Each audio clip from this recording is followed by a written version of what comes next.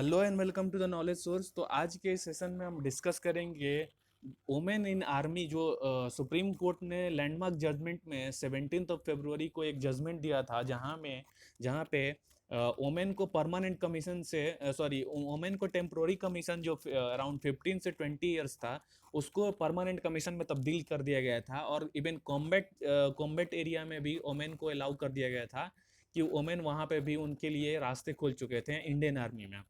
तो इसमें अभी क्या हुआ है, अभी न्यूज में इसलिए है क्योंकि जो फरवरी 17 का जजमेंट था उसमें सुप्रीम कोर्ट ने अभी कुछ रिलैक्सेशन दिया है 1 मंथ का। जहां पे गवर्नमेंट ने ये कहा था कि अभी हमें कुछ इंफ्रास्ट्रक्चर तैयार करनी पड़ेगी, चाहे वो ट्रेनिंग की हो मैन की, चाहे उनकी कॉम्बैट कैपेबिलिटीज को इंक्रीज करना हो। तो बहुत सारे उन्होंने चैलेंजेस सुप्रीम कोर्ट के सामने रखा था, जिसके बाद सुप्रीम कोर्ट ने उन्हें 1 मंथ का एक्सटेंशन दिया है। तो इसी की जजमेंट में लाइमलाइट में आइए डिस्कस करते हैं उस जो जजमेंट हुआ था 17 फरवरी 2020 का।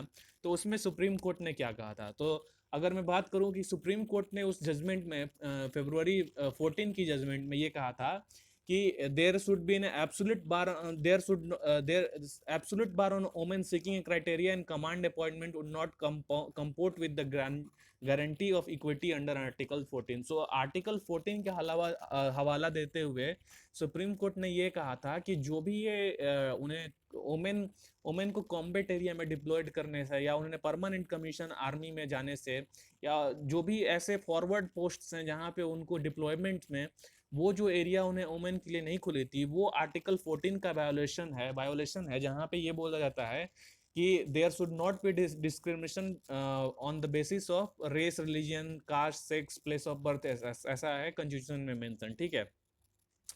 सुप्रीम कोर्ट ने ये कहा कि the absolute exclusion of women from all command assignments except staff assignments is indefensible.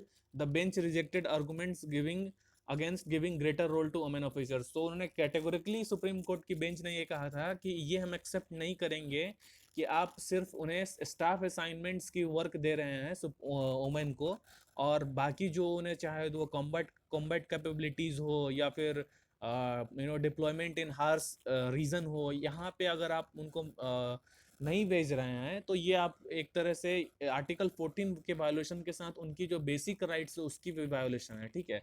So apex court ने ये कहा कि आर्गुमेंट जो है कि इंक्लूजन कि based on sex stereotypes premised और assumptions about social ascribed roles of gender. तो उन्होंने बताया कि जो जो भी ये लोग ऐसा सोचते हैं कि वोमेन कैपेबिलिटीज उस तरीके का नहीं होता है, वो एक स्टीरियोटाइप माइंडसेट, कॉलोनियल माइंडसेट अभी भी है, जिसको अभी चेंज करने की जरूरत है, ठीक है।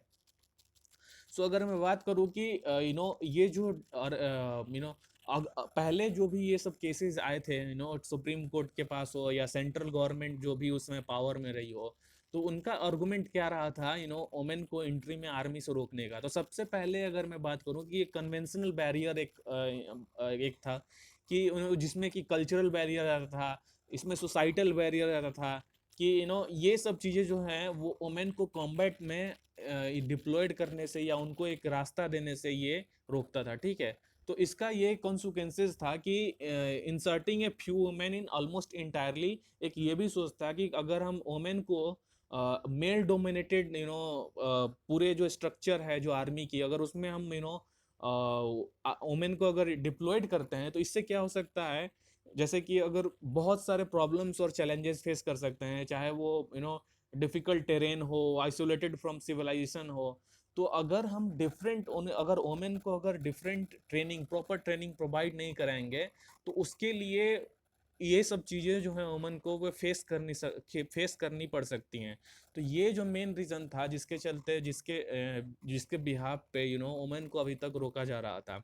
फिर अगर बात करूं फिजिकल फैक्टर्स की, जिसमें कि ये नेचुरल फिजिकल फिटनेस जो था, जैसे कि स्ट्रेंथ, बॉडी कंपोजिशन, और वुमेन की डिफरेंट डिफरेंट प्रॉब्लम, जैसे कि हार्श कंडीशन में deployment, vigorous and intensive training. तो ये सब चीज़ें जो थी, जो फिजिकल फैक्टर्स, उनको वुमेन को परमानेंट कमीशन से रोकती थी, ठीक है। फिर इसके बाद अगर pre entry physical fitness level के बारे में बात करें, सो लोअर हमेशा से वुमेन में थोड़ा सा लोअर रहता है एज कम्पेयर टू मेन। सो ऐसा माना जाता था कि हम जो भी ट्रेनिंग, जो प्रॉपर ट्रेनिंग जो चाहिए कॉम्बैट कैपेबिलिटीज़ की, वो हम ओमेन ओमेन से ये रिड्यूस करके उस कॉम्बैट कैपेबिलिटीज़ की इफिशिएंसी से हम नेगोशिएट कर रहे हैं। तो इस तरीके का भी एक बिहेव एक थिंकिंग था जिसके चलते वुमेन को कॉम्बैट कैपेबिलिटीज में जाने से रोका जाता था। ठीक है। फिर अगर मैं बात करूँ सोशल एंड फिजियोलॉजिकल इशूज, जहाँ पे women tend to be more attach to their family, तो ऐसा माना जाता था कि वुमेन जो है वो फैमिली से ज़्यादा अटैच्ड रहती हैं, और इसी के चलते उनको मेंटल स्ट्रेस या रिक्वायरमेंट ऑफ सोशल सपोर्ट की ज़रूरत होती है। ऐसा एक स्टीरियोटाइप था ये बिल्कुल भी ऐसा ये नहीं है कि वुमेन ही सिर्फ फैमिली से अटैच रहती हैं, मेन भी फैमिली से अटैच रहते हैं। लेकिन एक हमारा स्टीरियोटाइप था कि वुमेन को कॉम्बैट कैपेबिलिटीज में जाने से रोका जाता था इन सब डिफरेंट डिफरेंट एक्सक्यूजेस से। ठीक है। एक और अनदर अगर सोशल एस्पेक्ट जो है वो कि स्ट्रेस वुमेन को झेलना पड़ सकता है, और आइसोलेशन के चलते, और मेन आउट नंबर करेंगे वुमेन को मिलिट्री में। तो ये सब चीज़ें जो डिफरेंट स्टीरियोटाइप्स थी कि क्योंकि वुमेन के लिए कोई रास्ता खुला ही नहीं था, तो ऑब्वियस सी बात है कि अगर कुछ वुमेन ही डिप्लॉयड होंगी तो उनको थोड़ा आइसोलेशन फील होगा कि हम मेन डोमिनेटेड जोन में आ चुके हैं। ऐसा तो वो कुछ हद तक धीरे धीरे, अब जब आप इंक्रीज करेंगे वुमेन को डिप्लॉयड करना, तो ये धीरे धीरे खत्म हो जाएगा। ठीक है। फिर फिजियोलॉजिकल इश्यूज में अगर बात करूँ कि natural process of menstruation problem हो गया, प्रेगनेंसी प्रॉब्लम हो गया, ये सब प्रॉब्लम जो है वो उनकी जो मेडिकल इश्यूज वो भी एक हद तक उनको एक बैरियर प्रोवाइड कराती थी वुमेन की एंट्री में। ठीक है। सो कुछ जैसे कि prolong development in difficult trends क्या हो सकता है कि इससे रिप्रोडक्टिव हेल्थ और वुमेन, ये शायद इस पे बहस किया जा सकता था कि, लेकिन डिफरेंट डॉक्टर्स ने ये कहा है कि शायद इसकी कुछ निगेटिव एस्पेक्ट्स हो सकते हैं, स्पेशली अगर रिप्रोडक्शन के बारे में बात करें, क्योंकि हार्श रियलिटी होता है तो वुमेन की जो बॉडी वो डिफरेंट तरीके से मॉडिफाई हो जाती है, तो उसको फिर मदरहुड इसके लिए उन्हें चैलेंजेज हो सकते हैं। ठीक है। सो अगर मैं बात करूं कि जो डिनायल था वो राइट्स की, पहला तो अगर देखें कि क्या क्या राइट्स डिनायल था, जो अगर वोमेन को ये राइट नहीं मिलता था कि उन्हें आर्मी में डिप्लॉयड किया जाए, और स्पेशली परमानेंट कमीशन को, और परमानेंट कमीशन में तो पहले तो आर्टिकल 14 जैसे मैंने बताया कि डिनायल ऑफ वोमेन राइट, जैसे कि आर्टिकल 14 बात करता है राइट टू इक्वालिटी। सो इसमें जैसे कि there should not be a discrimination based on race, caste, sex, place of birth, ऐसा कुछ चाहिए। ठीक है।